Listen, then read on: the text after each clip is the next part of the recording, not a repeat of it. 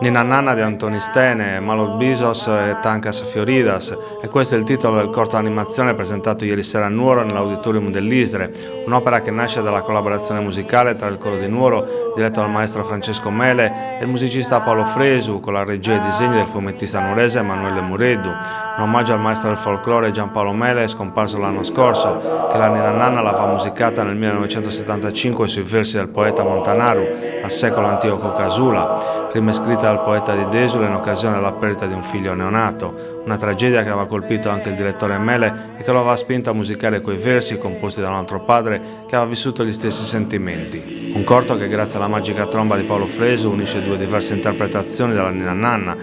quella intonata nel 1977 dal coro di Nuoro, all'epoca diretto dal maestro Giampaolo Mele, e quella reinterpretata nel 2018 dalla formazione corale nuorese, nell'occasione diretta da Francesco Mele, figlio di Giampaolo. Un'opera che a 40 anni di distanza vede padre e figlio interpretare le stesse note e le stesse parole come voce solista, a rendere per immagine le parole struggenti della Ninna Nanna e i disegni di Emanuele Mureddu. La tromba di Paolo Fresu sottolinea i momenti cruciali della melodia, unendo le due interpretazioni della Ninna Nanna. Oltre al corto è stato anche presentato il libro che racconta la genesi e la realizzazione del progetto. Paolo Fresu ha inviato un messaggio che è stato letto dall'attore Giovanni Carroni, mentre il maestro Francesco Mele e il fumettista Emanuele Mureddu hanno raccontato le proprie sensazioni sulla genesi dell'opera e sulle sue finalità.